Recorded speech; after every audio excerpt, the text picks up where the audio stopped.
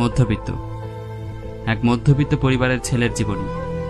মধ্যবিত্ত পরিবারের ছেলেরা স্বপ্ন দেখতেই বেশি ভালোবাসে, কারণ মধ্যবিত্ত পরিবারের ছেলেরা খুব ভালো করে জানে যে স্বপ্ন ছাড়া তাদের জীবন রাঙানোর আর কোনো রাস্তা নেই। জন্ম থেকেই মধ্যবিত্ত পরিবারের ছেলেদের বিবেক, আত্মসম্মানবোধ গাঢ় হতে থাকে, কারণ তারা খুব ভালো করে বুঝতে শিখে নেন যে এই রঙিন পৃথিবীতে তাদের জন্য অনেক বাধা নিষেধ নিয়ম করা আছে অনেক পূর্ব থেকে, আর সব বাধা নিষেধগুলো মেনেই তাকে বেঁচে থাকতে হবে, তা না হলেই বিপদ। মধ্যবিত্ত পরিবারের ছেলেরা কখনো অন্যদের মতো বেপরোয়া চলতে পারে না, কারণ মধ্যবিত্ত পরিবারের ছেলেরা জীবনকে রাঙায় স্বপ্ন দিয়ে। আপনারা নিশ্চয়ই জানেন, স্বপ্ন হলো গোলাপের মতো, দূর থেকে দেখতে খুবই সুন্দর দেখায়, কাছে আসলে সুগন্ধটাও বেশ মিষ্টি লাগে, কিন্তু ছিঁড়তে গেলেই সাবধান, যে কোনো সময় হাতও গোলাপের রঙে রঙিন হয়ে যেতে পারে। তাই খুব সাবধানে যত্ন করে গোলাপ ছিঁড়তে হয়, যাতে কাটা হাতে বিঁধে না যায়। স্বপ্নও ঠিক তেমন, খুব সাবধানে স্বপ্নগুলো পূরণ করতে হয়, তা না হলে এই স্বপ্নগুলো আপনাকে হলদে রঙের আগুনের ফুলকির মতো জ্বালিয়ে পুড়িয়ে দগ্ধ করে দেবে। মধ্যবিত্ত পরিবারের ছেলেদের চাওয়াটা খুব বড় ধরনের হয়ে থাকে, কিন্তু পাওয়াটা অতি স্বল্প। প্রায় মধ্যবিত্ত পরিবারের ছেলেদের একটি ডায়েরি থাকে, আর ডায়েরির গায়ে কাভার পেজে কোনো এক রঙের মার্কার দিয়ে লেখা থাকে ছোট্ট একটা সতর্কবার্তা। ডায়েরিটা আমার একান্ত ব্যক্তিগত, আর সেই ডায়েরিটা খুললেই মনে হয় ওই ডায়েরির প্রতিটা পৃষ্ঠায় যেন এক একটা লিস্ট। প্রতিটা পৃষ্ঠায় সে তার স্বপ্নগুলোকে লিখে রাখে, প্রতিটা পৃষ্ঠায় লেখায় ভরপুর। আর ছেলেটি রোজ একবার হলেও ডায়েরিটা খুলে দেখে আর ভাবে কিভাবে তার স্বপ্নগুলো পূরণ করা সম্ভব।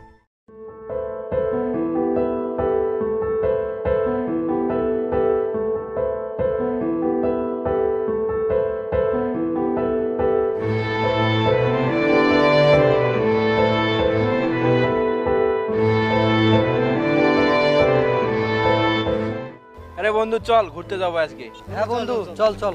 হেট, তুই কেন? তোর তো পকেটে টাকাই থাকে না। হাট যা। এ মামা, চল ওঠ।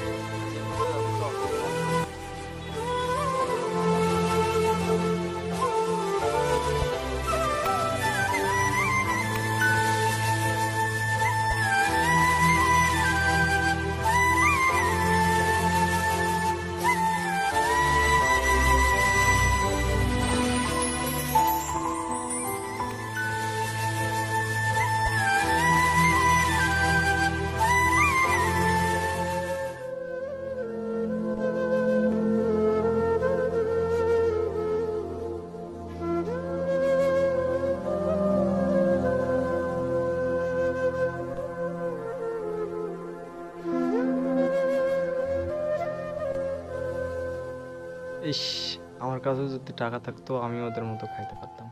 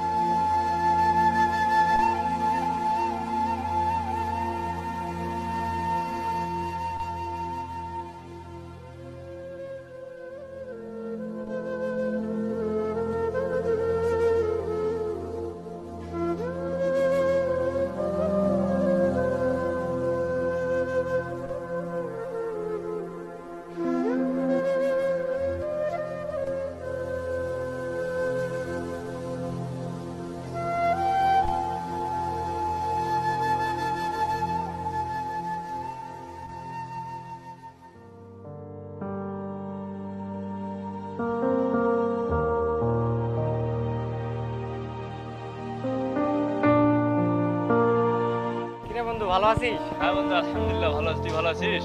হ্যাঁ বন্ধু, আমিও ভালো আছি। বন্ধু, তুই নাকি নতুন ফোন নিবি? ও হ্যাঁ, তোর নতুন ফোন নেওয়ার কথা ছিল। দেখি তোর ফোনটা, দেখি একটু। আরে বন্ধু, নিতে চাইছিলাম, বুঝছিস, বাসায় একটু মা অসুস্থ, তারপর আমি ধুর, তোর কয়ে কথা 2 বছর থেকে শুনতেছি। তুই ফোন নিবি বলে তুই এখনো ফোন নিচ্ছিস না। তুই নিতে পারবি না আজীবনে আর।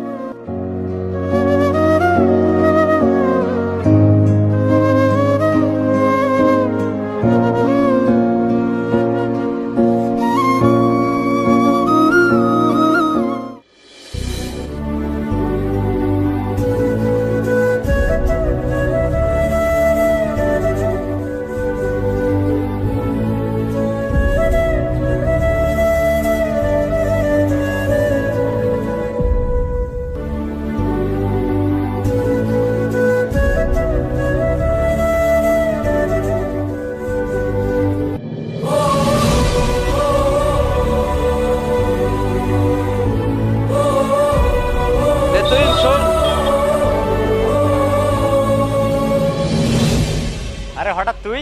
আরে তো কখনো দেখি মাঠে গরু ছাগল নিয়ে গেছিস, আবার কখনো দেখি দোকানে।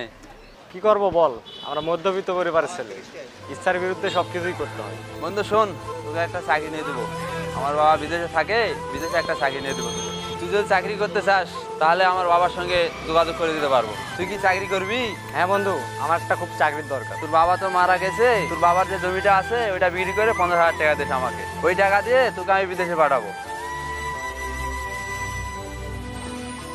না বন্ধু, আমি ওই জমি বিক্রি করতে পারবো না, আর আমার মা যতদিন বেঁচে আছে আমি কোথাও যাবো না। তাহলে তোর দ্বারা এগুলা চাকরি বাকরি হবে না, তাহলে তুই বাসায় থাক।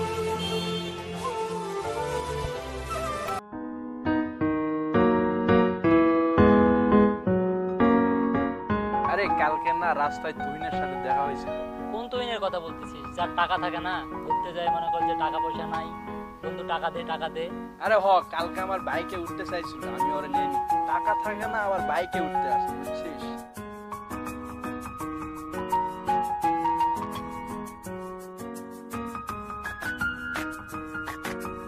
এই তুহিন, বন্ধু এদিকে আয়। আরে কি এগুলা ময়লা কাপড় পরে বাইর হইস? ভালো কাপড় নাই তোর বাসায়?